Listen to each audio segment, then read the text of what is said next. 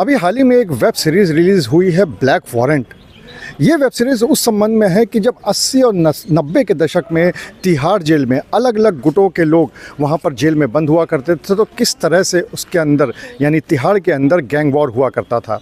लेकिन अब धीरे धीरे समय बदलता चला गया और अगर हम बात करें जेलों की और ख़ासकर यूपी के जेलों की, तो अब वो गैंग वॉर वाला जो सिस्टम है वो तो अब इतना नहीं हो पाता है। लेकिन हाँ, इतना ज़रूर है कि जब आपस में विरोधी गुट एक दूसरे के सामने आते हैं जेल के अंदर, तो कहीं ना कहीं एक दूसरों से लड़ाई झगड़ा होना, कई बार ऐसी घटनाएं सामने आ जाती हैं।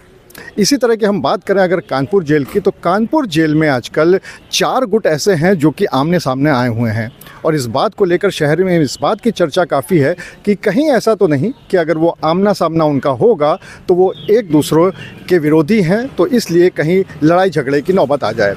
सबसे पहले अगर हम बात करें तो यहाँ पर रिजवान सोलंकी, जो कि इरफान सोलंकी के भाई हैं, वो यहाँ पर जेल में बंद है और अभी हाल ही में उनकी भाभी यानी कि इरफान सोलंकी की पत्नी सपा विधायक नसीम सोलंकी के ऊपर एक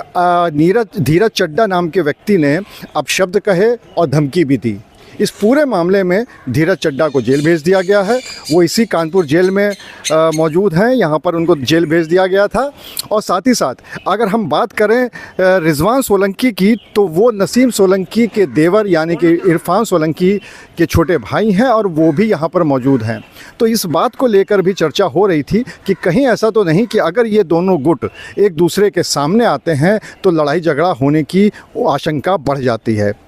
अगर हम दूसरे गुट की बात करें तो यहाँ पर कमलेश फाइटर, जो कि एक भूतपूर्व पत्रकार थे, और दूसरा सलीम बिरयानी, जिसके ऊपर कई सारे मुकदमे दर्ज हैं, ये दोनों भी यहाँ पर बंद हैं। अगर कमलेश फाइटर की बात करें तो कमलेश फाइटर कुछ समय पहले रंगदारी और ज़मीन कब्जाने के मामले में पुलिस ने मुकदमे लिखे थे और उसके बाद से कानपुर जेल में बंद है। और दूसरी तरफ अगर हम सलीम बिरयानी की बात करें तो 500 करोड़ की एक ज़मीन के मामले में अभी 2 दिन पहले ही सलीम बिरयानी को यहीं पे कानपुर जेल में बंद किया गया है।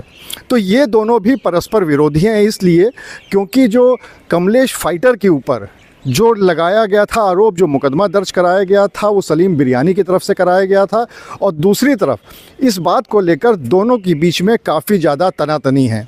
तो इस बात को लेकर भी बात हो रही है कि कहीं ऐसा तो नहीं कि ये दोनों गुट अगर आमने सामने आते हैं तो एक दूसरे पर हमला कर सकते हैं या आपस में झगड़ा हो सकता है। हालांकि इस पूरे मामले पे जब हमने कानपुर जेल प्रशासन से बात करने की कोशिश की तो उन्होंने कैमरे पे तो कुछ कहने से मना कर दिया, लेकिन हाँ, इतना ज़रूर कहा कि जेल होता ही अपराधियों के लिए है और हर तरह के अपराधी यहाँ पर आते हैं। और ऐसे में अगर ये देखा जाए कि कोई 2 गुट आपस में विरोधी हैं तो फिर उनको अलग अलग बैरक में रखा जाता है और इस बात का भी ध्यान दिया जाता है कि दोनों गुट आमने सामने ना आने पाएँ। और इस तरह से जो झगड़े की उम्मीद है उससे जेल प्रशासन साफ तौर पे इनकार कर रहा है कि ना तो अभी तक ऐसा हुआ है और ना ही इस तरह की कोई संभावना है कि इस तरह की कोई भी घटना होगी। लेकिन हाँ, इतना ज़रूर है कि जब इस तरह के परस्पर विरोधी गुट आमने सामने हैं, एक ही जेल में हैं, तो कहीं इस बात की आशंका को बल ज़रूर मिलता है कि अगर वो आमने सामने आते हैं तो एक दूसरे से लड़ाई झगड़ा पे उतारू हो सकते हैं। अनुराग अग्रवाल, TV9, कानपुर।